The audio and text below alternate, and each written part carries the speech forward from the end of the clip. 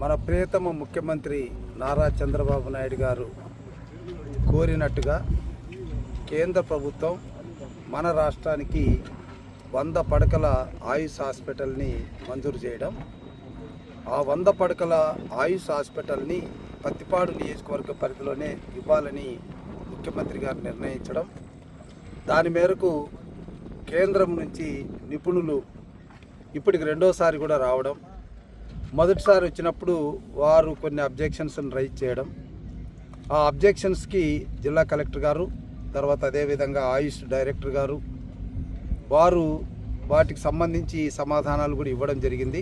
ఆ సమాధానాలని దృష్టిలో పెట్టుకొని మళ్ళా మన ప్రియతమ కేంద్ర మంత్రివర్యులు తమ్మసాని చంద్రశేఖర్ గారు చొరవతో మళ్ళా ఒక్కసారి ఢిల్లీ నుంచి నిపుణులు ఈరోజు వచ్చారు. మరి ఈరోజు మా నాయకులు, స్థానిక నాయకులు అందరూ కూడా ఇక్కడే ఉన్నారు. ఈ గ్రామానికి సంబంధించినటువంటి నాయకులు కూడా ఉన్నారు. నడింపాలెంలో 15 ఎకరాల భూమిని ఇవ్వడానికి మరి జిల్లా కలెక్టర్ గారు, తర్వాత మన స్థానిక నాయకులు, మరి ప్రజాప్రతినిధిగా నేను అందరూ కూడా అంగీకరించాం.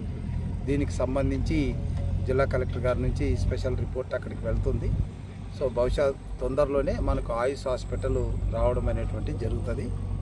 ఇక్కడ కొన్ని వాళ్ళు ఆయుష్ హాస్పిటల్ నిర్మాణం చేయడానికి, ఎందుకంటే 100 కోట్ల రూపాయలతో ఇక్కడ యోగా, ఆయుష్ రెండు కూడా ఆరోగ్యానికి సంబంధించి ఏదైతే మన ముఖ్యమంత్రి గారు 2047 విజన్ ఉందో ఆరోగ్యాంధ్రకు సంబంధించినటువంటి ఒక ఆలోచనలో భాగంగానే ఈ కార్యక్రమం జరుగుతుంది. సో మేము మాటల ప్రభుత్వం కాదు, ఇది ఎప్పుడు కూడా చేతల ప్రభుత్వమే.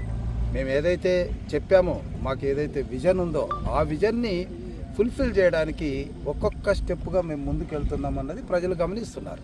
అందులో భాగంగానే ఈరోజు ఆయుష్ యోగా హాస్పిటల్ ఇక్కడ తొందరలోనే ప్రారంభం అవుతుందని ఆశిస్తున్నాం. సరే, ఏసై వస్తుందన్న